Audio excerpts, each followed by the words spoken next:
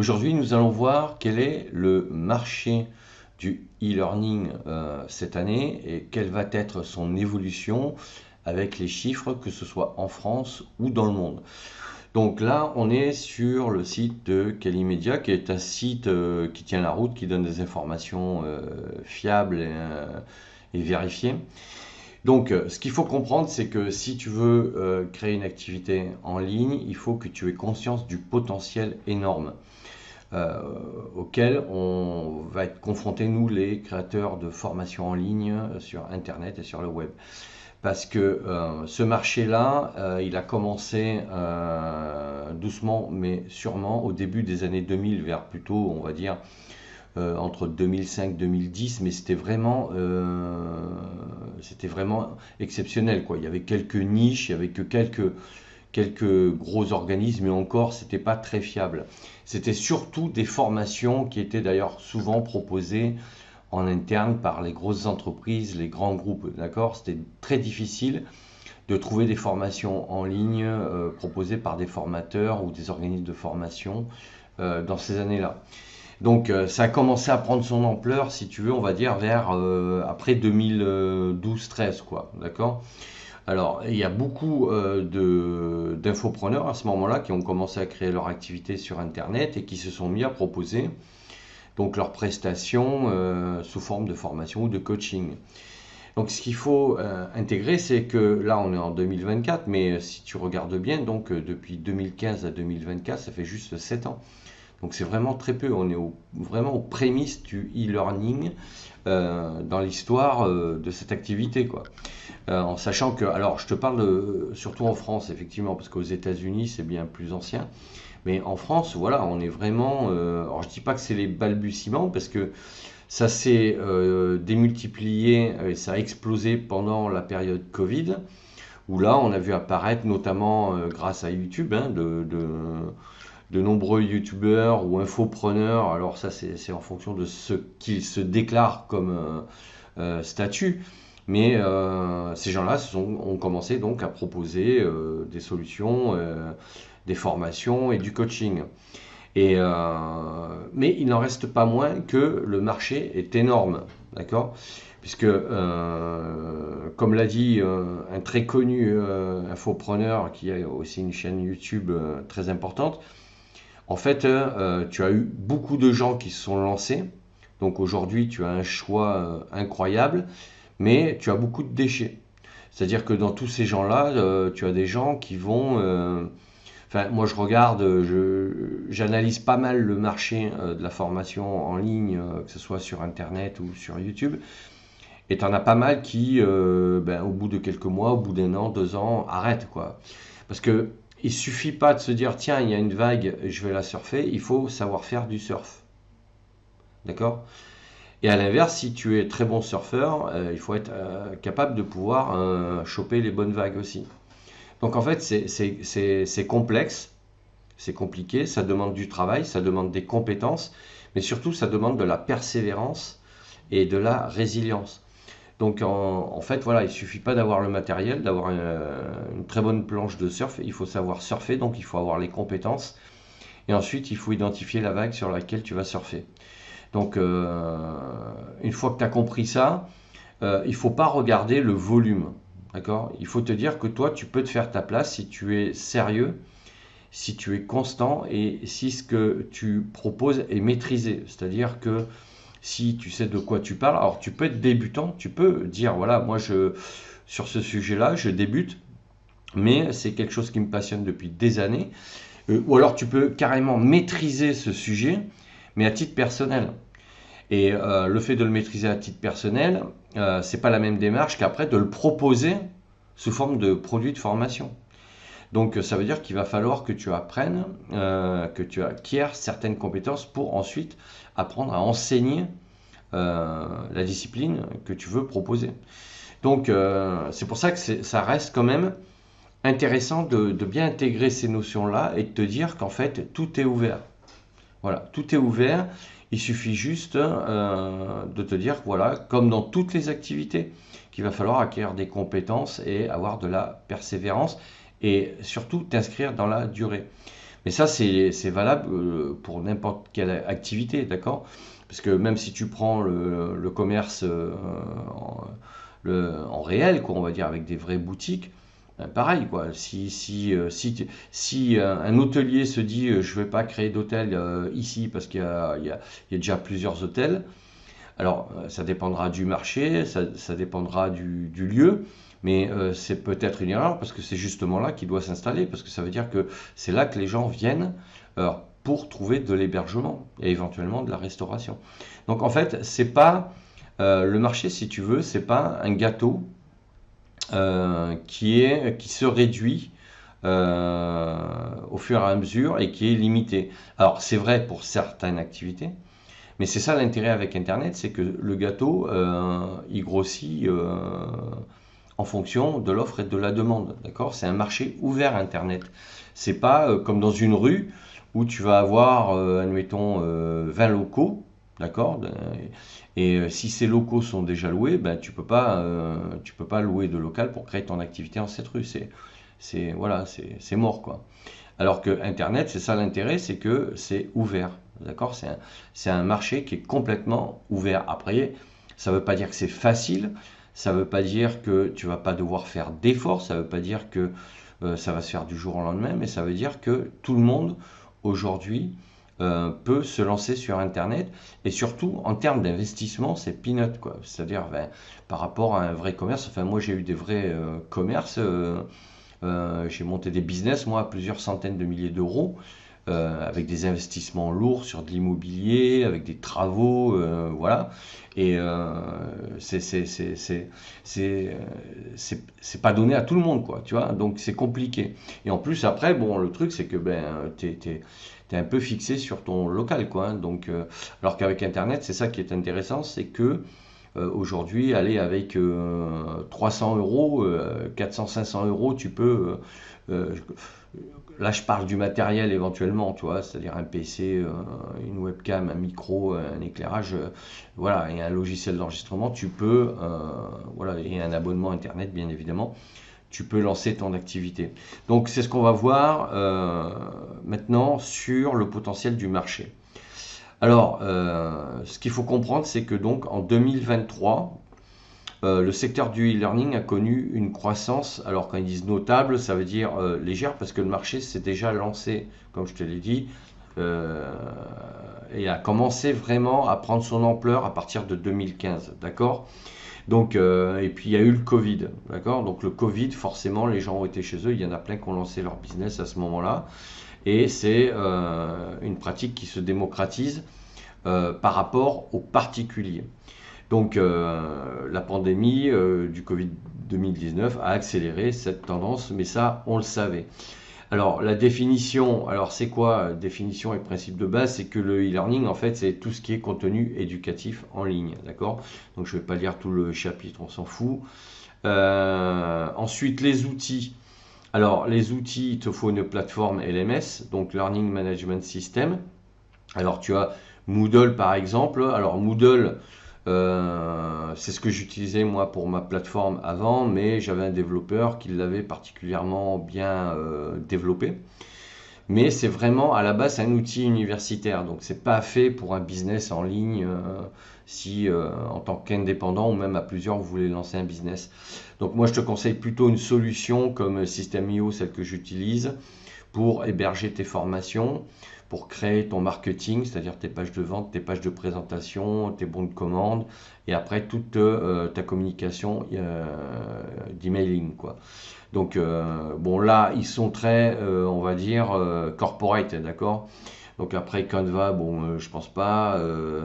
Enfin bon bref, il te faut une plateforme pour héberger tes formations et les délivrer. C'est ça qu'il faut intégrer. D'accord. Bon le micro-learning, c'est des courtes séquences, on s'en fout. L'intelligence artificielle, donc le reste je passe parce que c'est bon, gamification, ouais, ok, bon, ça c'est vraiment pour les trucs spécialisés. Intelligence artificielle, alors comme je l'ai montré dans plusieurs vidéos, l'IA, ça peut t'aider, mais bon, ChatGPT, c'est pas que c'est un bourricot, mais c'est toi qui dois le maîtriser, d'accord? C'est toi qui lui dis ce qu'il doit faire, comment il doit le faire.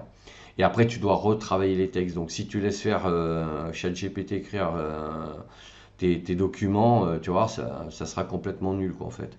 Donc, la réalité virtuelle, là aussi, c'est pour des activités vraiment très ciblées, en pointe. Mais bon, pour lancer un business en ligne, nous, on va pas s'intéresser à ça.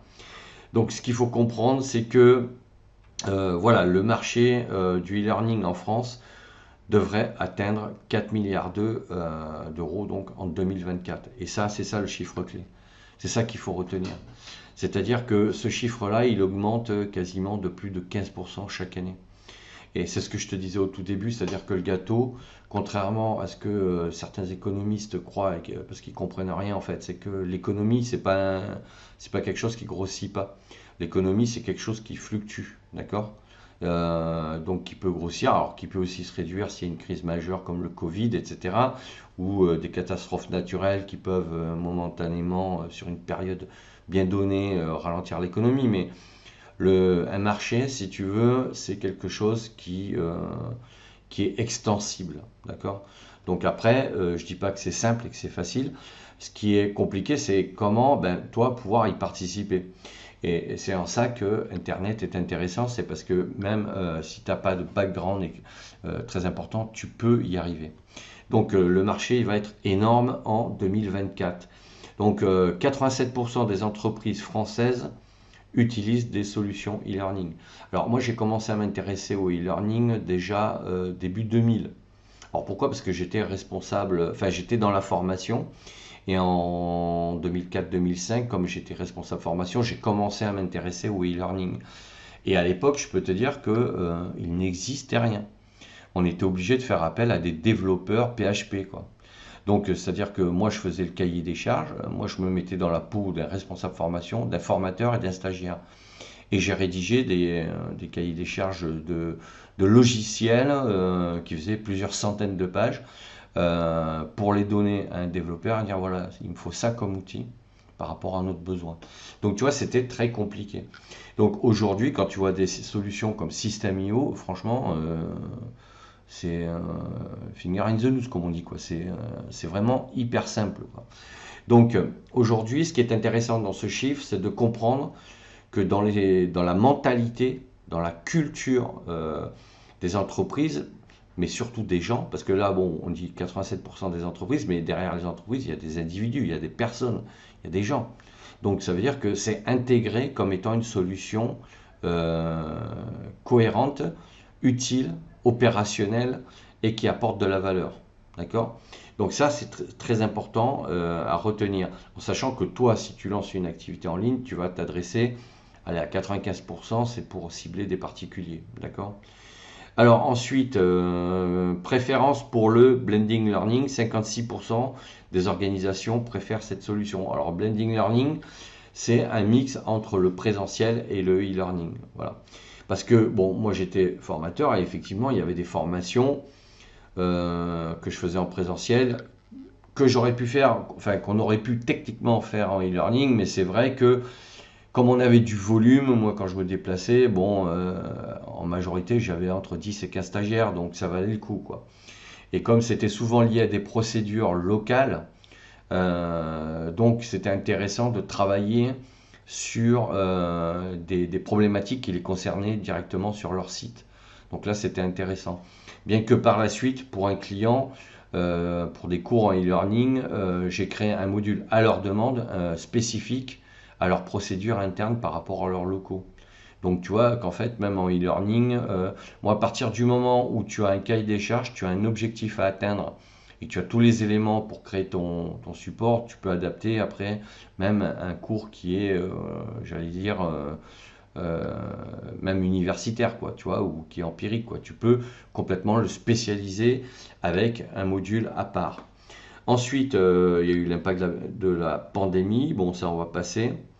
Donc, croissance globale. Donc, le marché mondial du e-learning devrait atteindre alors 325 milliards de dollars d'ici 2025. Donc là, on est au niveau mondial. D'accord? Donc, je répète, 325 milliards de dollars l'année prochaine. Donc, c'est énorme. En sachant que c'est vrai que les États-Unis, à eux seuls, il représente, alors j'ai plus les chiffres en tête, mais c'est vrai que c'est une part, je sais pas, c'est pas presque 50% quoi, du marché, hein, voilà. Parce que, bon, les États-Unis, de toute façon, ils ont toujours, au niveau technologique, 10 à 15 ans d'avance sur nous, dans les pratiques, j'allais dire, d'accord? Ils sont souvent innovateurs, et voilà, c'est pour ça qu'il y a tout qui se passe là-bas au niveau Internet, quoi. Mais voilà, ce qu'il faut comprendre, c'est que même si tu as, allez, que 150 milliards au niveau mondial qui est réservé au reste du monde, tu t'aperçois que ça reste quand même complètement énorme, quoi. Alors, ici, préférence des millennials.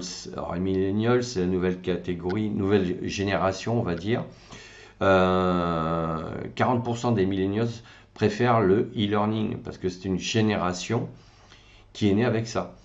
Et c'est tout à fait naturel parce que moi qui fais partie de la génération X, hein, je peux te dire que j'ai galéré pour convaincre en interne qu'il fallait mettre en place des dispositifs e-learning. Alors j'ai galéré avec, en fait, que ce soit la hiérarchie, que ce soit les syndicats, que ce soit les salariés, c'était très compliqué. Et c'était compliqué parce qu'au niveau technique, personne ne comprenait à quoi ça servait, comment ça pouvait se mettre en place. Mais c'était surtout culturel. Au niveau de la pratique, les gens disaient, mais non, nous, ils en avaient jamais fait. D'accord? En revanche, quand on a commencé à travailler sur le projet, dans la première boîte dans laquelle j'étais responsable formation, là, ils ont commencé à comprendre le truc. Ils ont commencé vraiment, parce qu'il a fallu faire en fait un an de formation, de réunion pour expliquer. Et là, les gens ont commencé à comprendre le truc. Et bon, il se trouve qu'à ce moment-là, ma boîte après a été rachetée et le projet est passé à la trappe, quoi. Mais bon, tout ça pour te dire que c'est normal que cette génération-là adhère complètement parce qu'elle est née avec ça, quoi.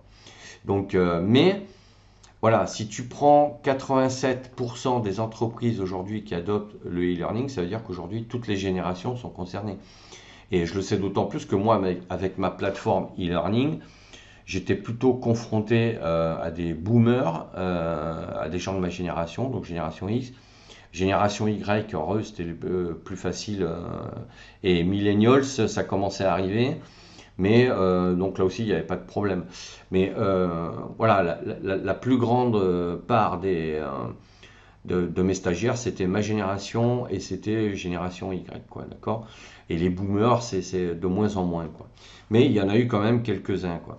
Donc, mais ceci explique cela. Donc, alors pour une raison simple, pourquoi le e-learning a autant de succès, et ça faisait partie des arguments que moi je développais à l'époque, mais malgré que c'était un argument que je mettais en avant en écoutant constamment comment dire, leurs remarques sur les coûts que générait la formation en présentiel. C'est-à-dire que quand tu gères un service ou un pôle formation en tant que responsable formation, toute la journée on te dit ouais mais ça coûte cher la formation, c'est pas possible. Et quand là tu leur dis bah, écoutez moi j'ai une solution, vous allez économiser 40% des coûts. Ça va être une solution e-learning. Et bien, malgré ça, là tu es confronté à l'autre objection qui est l'objection culturelle parce que méconnaissance de la technique et méconnaissance de la pratique. Donc, cela dit, aujourd'hui, il y a une prise de conscience, parce que, bon, malgré tout, les choses se font quand même avec le temps. Ben, ils s'aperçoivent que, effectivement, tu vois, là, même, ils disent les entreprises économisent 60% du temps et des coûts de formation grâce au e-learning.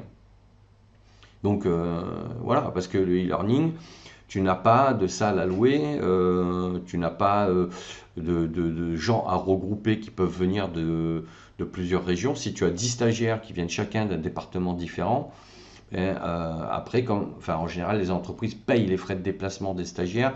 Donc ça veut dire que ces gens-là génèrent des coûts de transport, d'hébergement sur place. Tu as 10 personnes à héberger, donc coût d'hôtel. Ensuite, il faut les restaurer, donc tu as les repas.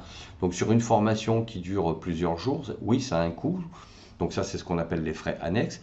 Et après, tu as le coût pédagogique lié à la formation même, c'est-à-dire que le formateur, il va facturer sa journée de formation. Et même si toi, tu es formateur en interne, ta journée a un coût au niveau taux horaire. Donc si tu fais le rapport coût taux horaire fois nombre d'heures chargées, plus frais annexes, hein, oui, effectivement, c'est un coût. Cela dit, après, la formation, c'est plutôt un investissement. Mais là aussi, faire intégrer que c'est un investissement et non un coût, c'est logique parce que eux, ce qu'ils voient, c'est ce qu'ils doivent payer, quoi. D'accord?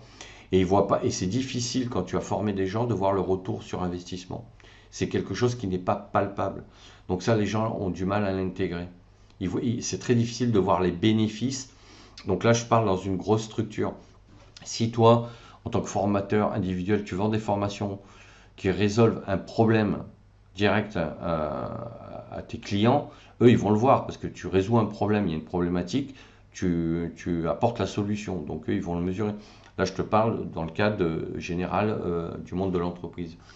Donc, taux de rétention, le e-learning augmente les taux de rétention des apprenants de 25 à 60%. Alors, c'est vrai que quand on dit ça, c'est bien, mais il y a une des objections qu'on pouvait avoir sur le e-learning, à part l'aspect technique, c'est justement le niveau d'autonomie par rapport à la technique. Si tu as des gens qui ne sont pas au niveau technique à même de pouvoir utiliser les outils, ça va être compliqué. Mais si les outils sont simples, comme c'est le cas aujourd'hui, ben, les gens, ils psychotent plus, quoi. Ils sont pas là à se dire, tiens, ça va marcher, ça va pas marcher. Ils suivent leurs cours de manière autonome. Et à partir de là, comme ils sont autonomes, ils sont seuls, ils ne sont pas dérangés.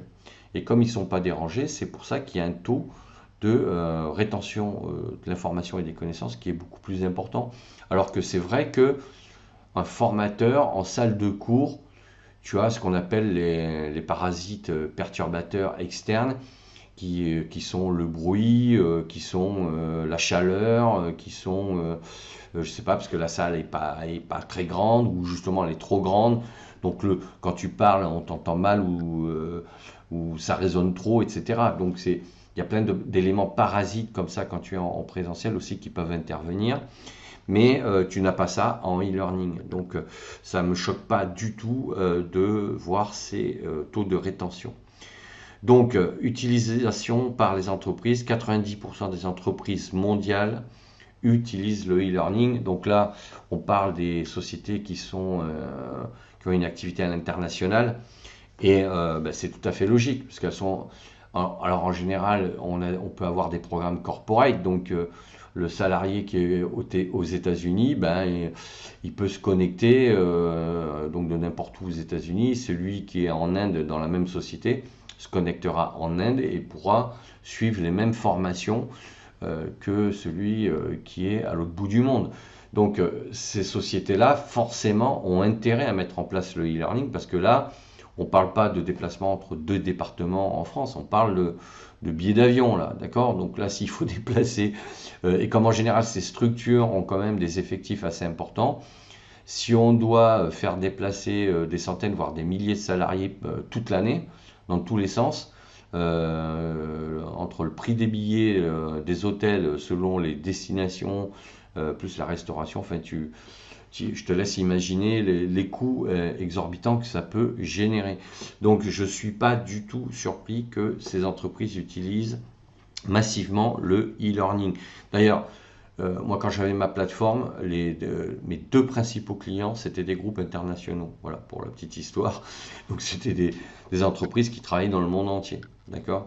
Et leur première problématique, c'est que souvent, ils recrutaient au fil de l'eau, c'est-à-dire que comme ils avaient des magasins, des entrepôts, dans les entrepôts, quand il y avait quelqu'un de malade ou qui partait en congé pendant une période X ou Y, ben, ils devaient recruter impérativement.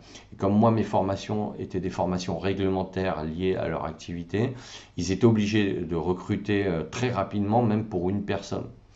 Alors, quand ils pouvaient, quand c'était souvent la saison, ils recrutaient des groupes de 10, 15, 20, 30, 40 personnes. Moi, souvent, ils m'appelaient, ils me disaient, voilà, on a 100 personnes à recruter sur un mois. D'accord? Donc, moi, ça me faisait des contrats intéressants. D'ailleurs, un de mes premiers contrats, moi, j'ai signé un contrat avec un groupe international. Pareil, c'était 600 stagiaires d'un coup à former sur 3 mois. Donc c'était cohérent avec leur activité parce que en fait les stagiaires qui devaient s'inscrire à ma plateforme, c'était des stagiaires qui étaient basés dans toute l'Europe, d'accord? Et certains en Afrique et dans les Antilles, d'accord? Et en Océanie. Donc voilà, ils avaient cette problématique-là. Et comme c'était les mêmes cours pour ces profils de personnel, donc du coup, voilà pourquoi il y avait ce type de contrat. Mais on retombait déjà, tu vois, sur des entreprises à l'international. Alors les avantages et les techniques du digital, bon, learning, je vais pas, on va pas ici s'étaler parce que j'ai fait assez de vidéos sur le sujet pour en parler. Le rôle de la formation à distance, bon, ben, c'est former, certes, mais ce qu'il faut comprendre que c'est surtout, enfin c'est aussi un outil d'organisation. C'est-à-dire que pour le monde de l'entreprise, le e-learning, le fait de pouvoir le faire à distance, ben, ça va avoir un impact positif sur l'organisation. Parce qu'aujourd'hui, ben, comme tu n'es pas obligé d'envoyer ton salarié en déplacement, il peut suivre les cours dans son bureau. Donc déjà en gestion de planning, en gestion d'effectifs, ça t'enlève une épine dans le pied quand tu es manager, c'est incroyable. Et moi quand j'avais travaillé sur le projet, c'était cet aspect-là qui les avait particulièrement interpellés. Parce que moi dans le secteur où j'étais, tu avais un turnover assez important, parce que c'était assez saisonnier. Et quand on devait recruter tous les 3 mois de manière massive, c'est-à-dire on recrutait presque 40% de l'ensemble des effectifs, donc on était entre 1000 et 1200, ben 40%, voilà, tu fais le compte, c'est entre 400 et 600 personnes chaque année, quoi. Et là, c'était les managers et les directeurs qui devaient se taper les recrutements donc, sur leur propre site. Donc quand tu arrives avec une solution où tu dis, voilà, bon, il va falloir faire le recrutement, mais former 600 personnes, il faut déjà au moins une vingtaine de formateurs. Et comme c'est toujours dans les mêmes périodes, c'est compliqué. Donc, ils ne pouvaient pas recruter, donc ils travaillaient en sous-effectif, etc., etc. Donc, le fait d'apporter une solution qui permette de former tout le monde au fil de l'eau, c'est-à-dire en fonction des besoins, pour qu'ils soient opérationnels très rapidement, pour eux, c'était une solution incroyable, quoi. Donc, c'est ça qui avait surtout marqué. Et le coût après venait, la réduction du coût venait en deuxième position. Mais voilà le rôle de la formation à distance. Alors, toi, si tu crées un business en ligne, t'es pas là, mais t'en es pas là, t'es pas sur ces problématiques. Mais ce qui va être intéressant pour toi, c'est que tu vas pouvoir toucher des gens dans le monde entier. Moi, sur mon blog, j'ai des lecteurs dans le monde entier, voilà, donc sur tous les continents, j'ai des gens. Là, j'ai fait une série de vidéos de questions-réponses. Alors j'ai essayé de répondre à question par question, parce que bon, c'est souvent les mêmes questions qui me sont posées. Donc à chaque fois, j'ai pris quelqu'un au hasard pour traiter la réponse par rapport à cette question-là. Mais voilà, j'ai des gens dans le monde entier qui me suivent, quoi. Et ça sera ça dont tu pourras bénéficier si tu lances un business de formation en ligne. Donc le rôle de la formation à distance, c'est de former, mais c'est aussi un outil d'organisation qui fait disparaître la notion géographique, quoi. C'est ça qui est important. Alors, qui utilise le e-learning? Bon, là, on va passer parce qu'on vient d'en parler. Optimisation, flexibilité pour les salariés. Bon, ça, ok. PME, start-up, institutions éducatives, les salariés. Donc, les particuliers ont des accès variés aux formations.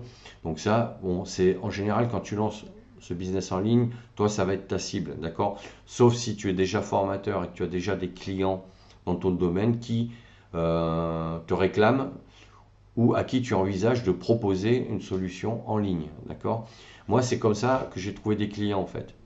En fait, j'ai même enfin, c'était des collègues, des formateurs que je connaissais, qui me disaient, Luc, j'ai un client, mais c'est à l'autre bout de la France, ils ont que 2 stagiaires, quoi. Moi, je ne vais pas y aller parce que c'est pas intéressant pour moi, donc appelle-les et propose-leur ta plateforme. Voilà. Et c'est comme ça que j'ai eu des clients, en fait. C'est des formateurs en présentiel qui ne pouvaient pas assumer et assurer dispenser leurs cours pour 1, 2, 3 personnes et qui m'envoyaient leurs clients comme ça. Donc en fait, tu vois bien qu'il n'y a pas d'opposition en fait entre le présentiel et le e-learning. Ce sont deux solutions complémentaires est indispensable pour résoudre une problématique d'organisation dans une entreprise.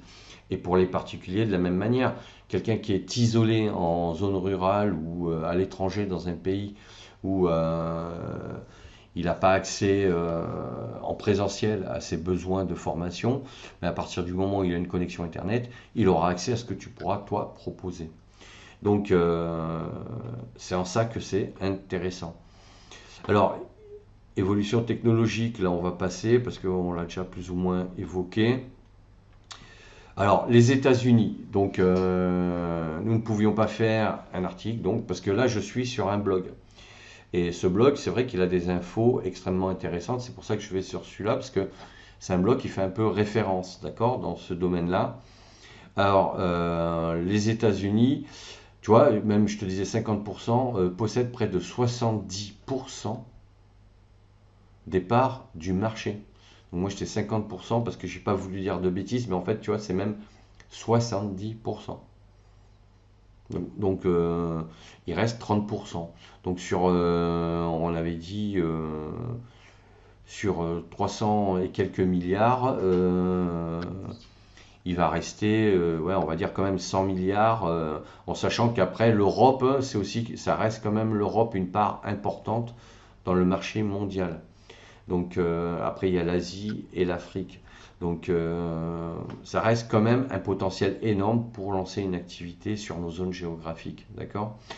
Alors ensuite, le pays du e-learning est également le leader de l'éducation en ligne dans le secteur universitaire. Donc c'est ce qui différencie les États-Unis avec tous les autres pays, c'est que c'est culturel. Et depuis longtemps, quoi. Depuis, de toute façon, voilà, ils ont. Alors, on va pas faire l'histoire, il paraît que c'est un Français qui a inventé Internet. Bon, bref, dans la réalité, bon, voilà, les Américains, Google c'est américain, Facebook c'est américain, Silicon Valley c'est américain. Alors même s'il y a une Silicon Valley à Bangalore en Inde qui est aussi pas mal développée, mais bon, tout ce qui est GAFAM c'est aux États-Unis. Donc culturellement, ils ont intégré ces pratiques-là depuis longtemps. C'est surtout ça l'important. Parce qu'il ne suffit pas d'être innovant, d'inventer un nouveau produit, un nouveau concept. Il faut que les esprits et les mentalités soient prêtes et soient matures pour accepter de l'utiliser. C'est ça la réelle problématique. Et donc eux, chez eux, c'est pas le cas. Et chez nous en Europe et en France, bon, ça se généralise, mais ça reste comme, enfin, ça se généralise pas, ça commence à se répandre, on va dire. Mais voilà, on peut pas considérer que ça soit généralisé. Donc, mais tu vois que les États-Unis, c'est 70% de pratiques dans le marché mondial, quoi. Alors après, les piliers ancrés émergents de la formation à distance dans le monde. Donc il y a un taux annuel de croissance de 9,23%. Toi, je t'avais dit donc 370 milliards de dollars d'ici 2026. Donc c'est 10%, voilà, la louche hein, de progression par an. Alors c'est vrai que pendant le Covid, je t'ai dit 15 parce que j'avais lu des articles sur ça. Alors le Covid, ça a été, voilà, ça a été un peu particulier, on va dire. Donc j'avais dû lire ces chiffres-là. Mais là, tu vois, on est sur une tendance à 10%. Mais ça reste pas mal quand même. Ensuite, en sachant que donc, je ne pense pas qu'il y ait d'autres secteurs d'activité qui soient dans cette position-là. Donc l'Asie représente aujourd'hui le deuxième plus grand marché e-learning du monde avec plus de 38 milliards 25 de dollars en 2020. D'accord? Donc c'est l'Asie. Donc tu vois, c'est pas l'Europe. Donc alors ça peut s'expliquer. Moi j'avais lu des papiers sur ça parce que quand j'avais voyagé en Inde, je m'étais intéressé à l'économie indienne. Et donc j'avais dévié sur l'économie en Asie de manière générale. Alors ce qui peut expliquer cette tendance aussi, et j'ai écrit des articles sur ça sur mon blog d'ailleurs, c'est que chez eux, comme souvent ils sont partis de zéro en termes de réseau téléphonie, donc ils sont partis de suite sur tout ce qui est Internet et Wi-Fi, téléphone portable, etc. Alors que nous, en Europe et en France, par exemple, on avait déjà un réseau téléphoniques qui étaient construits. Donc il a fallu reprendre tous ces réseaux pour développer Internet. Donc l'étude que j'avais lue, c'était que effectivement, ça prend plus de temps de repartir sur quelque chose d'existant, parce qu'il faut tout revoir, il faut tout revérifier, parce que parfois les réseaux étaient anciens. Donc en fait, en termes de temps et d'investissement, c'est beaucoup plus long qu'un pays qui part de zéro, qui n'a rien. D'accord? Parce que eux, en fait, comme ils n'ont pas d'infrastructure existante, ils partent de zéro, donc c'est plus facile de tout reconstruire. Comme parfois dans un appartement, si tu achètes un appartement ancien, tu veux refaire l'électricité, c'est souvent plus simple de mettre un compteur, de faire des saignées, de câbler toute ton électricité en partant de zéro, que de reprendre ce qui existe, qui peut-être ne marche pas ou n'est pas aux normes.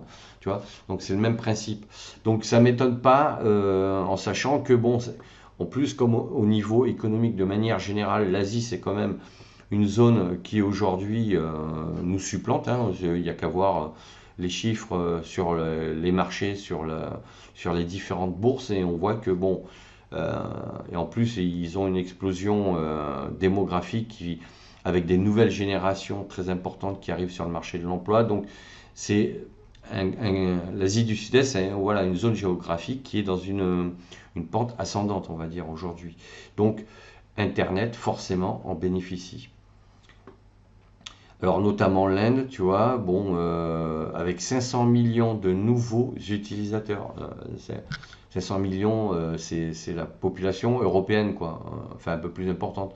Mais tu vois, rien qu'en Inde, ils ont 500 millions de nouveaux utilisateurs d'Internet, hein, ce qui correspond à la population européenne. Donc bon, ceci explique cela, et c'est ce que je viens de te dire aussi.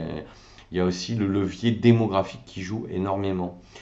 Ensuite, d'autres acteurs importants, Chine, Japon, Sri Lanka, bon bref, on va pas détailler. Alors l'Afrique, le continent africain rattrape son retard et grimpe dans le classement du marché du digital learning à une vitesse incroyable depuis 2020. Mais là, ils ne donnent pas de chiffres, hein. Donc s'ils ne donnent pas de chiffres, c'est qu'ils n'ont pas de données recensées qui permettent d'analyser l'évolution. L'Europe, donc comme chaque année, donc l'ISTF, je t'invite à aller voir sur leur site, tu as pas mal de data et d'informations hyper intéressantes sur ça. Voyons quelles sont les tendances actuelles en France en découvrant l'édition 2024. Donc les tendances, alors il me faudrait les chiffres, 2020, 2023. 86% des répondants souhaitant augmenter l'utilisation du digital. Donc là, on l'a vu au début de l'année en France, hein, c'était 4 milliards et quelques de prévisions. Donc là, 52% des freins de développement et du learning sont d'ordre RH. Donc tu vois, ce que je te disais, c'est que, autre point important, concernant les freins du développement du e-learning, donc sont d'ordre RH, ressources humaines, d'accord? Donc là, on est en Europe, d'accord? Ces obstacles incluent le manque de temps, de compétences, d'effectifs et les difficultés de recrutement. Tu vois, ce dont je te parlais, et c'est ce qui m'a permis, moi, avec ma plateforme, de choper des clients, en fait. C'est parce que c'est un outil organisationnel.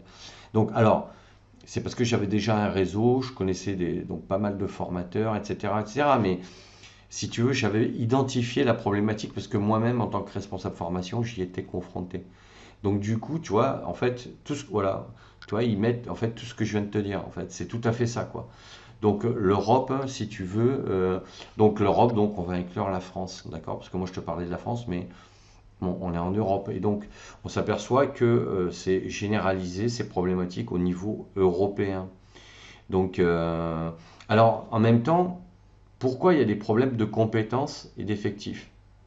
Parce qu'ils disent problème d'effectifs et difficulté de recrutement. Pourquoi? Parce que ils cherchent à recruter des gens qui ont les compétences. Et en recrutant les gens qui ont des compétences, ben on va compléter les effectifs. Donc en fait, tout est lié. Donc si on trouve pas, donc tout part de la compétence. Donc si les gens n'ont pas la compétence, ben, ils ne trouvent pas les gens dont ils ont besoin. Et donc les effectifs sont en sous-effectifs. D'accord? Donc c'est ça aussi, parce que quand ils disent là c'est sous-entendu, on n'a pas les effectifs pour gérer, mais t'as pas parce que les gens ne sont pas formés. Moi c'est la problématique à l'époque que j'ai rencontrée. Je te dis, pendant un an, alors c'était pas en continu, hein, mais pendant une journée par mois, j'allais, on avait une dizaine de sites. Je me déplaçais, alors comme j'étais formateur, je me déplaçais pour donner des formations et je restais le lendemain pour faire la réunion pour optimiser le déplacement. Et donc, je faisais des réunions avec la direction, les managers, quoi, et les chefs d'équipe pour leur expliquer le projet, comment ça allait se passer. Mais c'était ça. C'était en fait, effectivement, si on forme pas les gens, si les gens n'ont pas les compétences, ben forcément, on ne pourra pas combler les effectifs qui sont partis. D'accord? On va avoir des sortants, mais on n'aura pas des rentrants. Donc voilà. Donc quand il parle de difficulté de recrutement, c'est pas parce qu'il n'y a pas de gens qui cherchent du boulot, parce qu'en France, il y a plus de demandeurs d'emploi que de postes proposés, mais c'est que là, il parle de compétences à mettre en face d'un poste, d'accord? Donc, mais apparemment, c'est généralisé en Europe. Donc tu vois que ça confirme ce que je t'ai dit avant, même d'avoir lu ce chapitre-là. Donc voilà ce que je voulais dire sur ce sujet. Bon, c'est une vidéo qui est un peu longue, mais c'est pour te dire que toi, voilà, tu vois le potentiel. Et ce qui est intéressant justement, c'est que, alors si tu es en Europe, alors désolé pour les autres, mais je vous invite à aller voir les stats sur votre zone géographique. Euh, Parce que si c'est ça en Europe, bon, en Amérique du Sud, je pense que c'est pas le top non plus. Alors en Asie, c'est hyper dynamique, ils sont hyper compétents, donc là on peut pas, on peut difficilement lutter quoi, parce que puis c'est dans leur culture, tout ce qui est nouveau, ça les intéresse toujours. Et puis c'est une question aussi démographique, c'est-à-dire que je crois que là-bas la jeunesse représente plus de 50% de la population, donc bon c'est des millennials quoi, donc ils sont nés avec la pratique. Internet hein, entre les mains quoi, dès leur plus jeune âge. Donc nous en Europe, voilà, on est confronté à ça. Donc ça veut dire que toi, si tu acquiers des compétences, que tu te formes pour utiliser les outils Internet pour lancer ton business en ligne, tu vois que voilà, tout est confirmé, c'est officiel quoi. D'accord? C'est pas un gars sur TikTok qui raconte n'importe quoi ou un YouTuber voilà, qui a lu un article sur Instagram, quoi. Tu vois, là on est sur quelque chose sur des informations qui sont fondées, sérieuses, d'accord? Donc voilà, ça confirme bien que le potentiel en chiffre d'affaires il est énorme, mais surtout l'opportunité si tu acquiers les compétences, parce que voilà, c'est une problématique en Europe qui est générale, d'accord?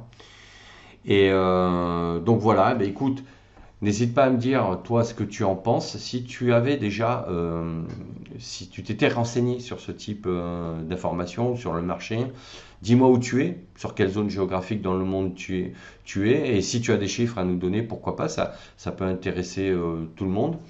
Et puis, bah, pense à t'abonner, si ce n'est pas le cas, à cliquer sur la cloche pour d'autres publications.